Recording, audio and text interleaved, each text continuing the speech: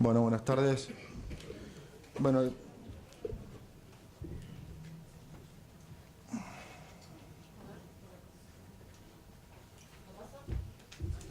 bueno, la idea es hablar sobre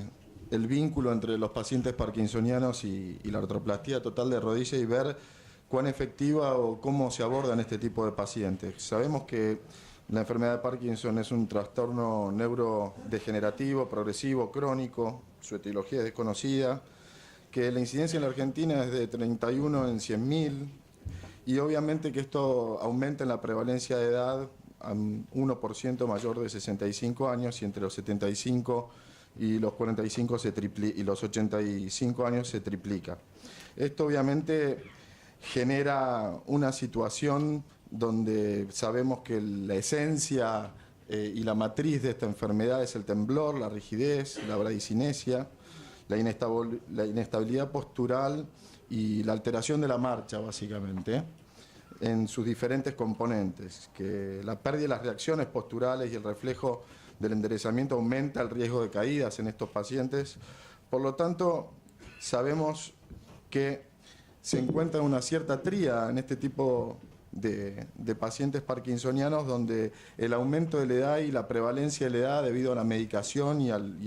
la mejora en el tratamiento médico de este tipo de individuos asociado a una osteoartritis limitante y funcionalmente y alterada por su patología de base, genera obviamente un cierto desafío al cirujano ortopedista a la hora de saber hasta dónde una prótesis de rodilla puede ser útil para mejorarle la calidad de vida a este tipo de pacientes. Por lo tanto, esto es importante poder entender que no son pacientes estándar para poder planificarlos y ya han habido ciertas publicaciones donde muestran cierto grado de mejorías con respecto a los resultados postoperatorios, pero obviamente con un cierto análisis preoperatorio y durante la cirugía y postoperatorio inmediato vinculado a su control neurológico de su patología de base. Esto lleva a que muchas veces si uno puede llegar a comparar y poder evolucionar este tipo de pacientes junto con vinculados a un tratamiento multidisciplinario, está publicado que generalmente esto mejora la estadía de los pacientes y las complicaciones potenciales que tienen. A su vez, hemos internamente utilizado esta escala, hay varias escalas con respecto a al vínculo del Parkinson y básicamente hay una escala que es la más conocida que vincula básicamente todo lo que es el Parkinson a nivel general, pero esta escala que es la escala de Hoehn-Yahr modificada, que tiene esta gradación de 0 a 5 en base al grado de complejidad de la enfermedad, básicamente para que puedan entender, esto evalúa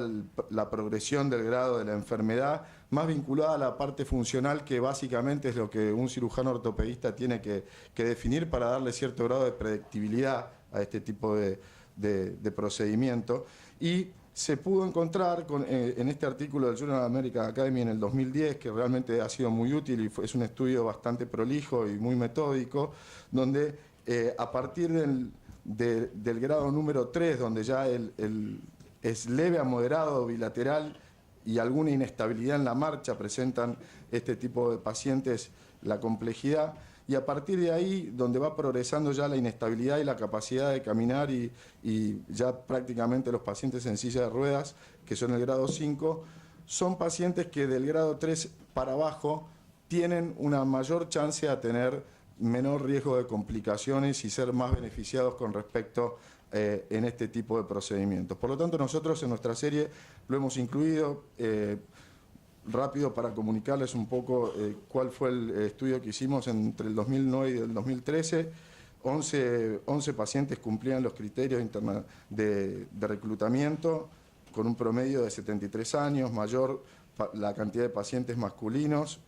Este fue el estándar de tratamiento de los pacientes con un abordaje inicial modificado, una anestesia espinal, bloqueo regional. Hoy día no estamos haciendo este tipo de bloqueos regionales asociados a la anestesia espinal, ya que estamos haciendo bloqueos, pero no concierne al trabajo en sí. De esta serie todas las prótesis fueron cementadas y estabilizadas posteriores, y obviamente se hizo toda una evaluación inicial con el equipo de rehabilitación, básicamente para evaluar todo el tema propioceptivo, el patrón de marcha, el rango de movilidad y la extensión completa. Son pacientes que obviamente hay que evaluarlos y registrarlos previamente, como les comenté, con la escala, con los scores clásicos, una escala visual analógica y obviamente un registro de complicaciones. Vimos obviamente en lo que es el rango de movilidad un leve aumento, sí en lo que es el Knee Society Score con respecto a la parte de dolor y a la parte funcional, un significativo aumento. También lo hemos encontrado en el EVA y eventualmente hemos encontrado también un leve aumento en la progresión de la enfermedad. Esto es uno de los puntos muy claros, por eso es importantísimo poder generar una interconsulta neurológica previa para poder estadificar estos pacientes, tenerlos compensados desde el punto de vista metabólico y eventualmente tener un control posoperatorio neurológico durante su internación lo antes posible para continuar con la estabilización neurológica. También encontramos un alto índice de complicaciones con respecto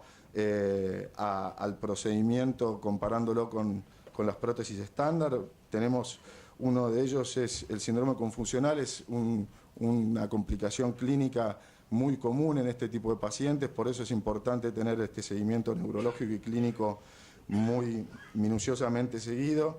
También tuvimos complicaciones ortopédicas con inestabilidades rotulianas, luxaciones y una prótesis dolorosa y una celulitis superficial. Este es uno de los casos donde podemos ver aquí que más allá de ciertos detalles de técnica,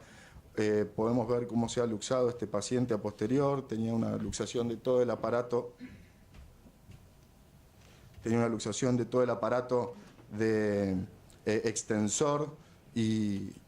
eventualmente es una de las complicaciones potenciales en este tipo de pacientes, lo cual no es frecuente que ocurran en pacientes que no tienen este tipo de patología. Cuando vamos a la bibliografía podemos encontrar la misma conclusión, donde sabemos que tenemos una alta tasa de complicaciones, más allá de que el método disminuyó el dolor en los pacientes y obviamente mejoró la funcionalidad en la gran mayoría. Son cirugías que tienen un índice de complicaciones más elevado que las cirugías estándar. Podemos ver aquí la comparación de las pocas series que hay en la bibliografía. Obviamente son siempre series con una N de pacientes baja porque no es lo habitual operar este tipo de pacientes, pero realmente es concreto el índice de complicaciones que se pueden ver. Desde el punto de vista de las conclusiones, les podría decir que hoy día, inicialmente, nosotros, con respecto a este tipo de procedimientos, en los pacientes que tienen una escala de YAR cercana a 3, estamos colocando prótesis abisagradas directamente por el riesgo que tiene la espasticidad en este tipo de pacientes y ya hemos tenido mejores resultados en los pacientes seguidos al corto plazo en este tipo de implantes, comparándolo con los pacientes que veníamos utilizando en la serie anterior con las estabilizadas posteriores. Básicamente, la espasticidad que se genera en los isquiotibiales muchas veces complica mucho la estabilidad en flexión en un paciente ya con una base como el Parkinson, y eso eventualmente creemos que el camino puede llegar a ser la utilización de este tipo de diseños. Es viable, los resultados han sido favorables, obviamente en un paciente especial que hay que seguirlo, que hay que planificarlo obviamente con mucho más detalle, trabajarlo multidisciplinariamente y eventualmente registrar tanto nosotros como al paciente, que son situaciones donde los resultados funcionales son menores y de menor escala comparándolos con los pacientes que no tienen esta patología. Muchas gracias. Muchas gracias.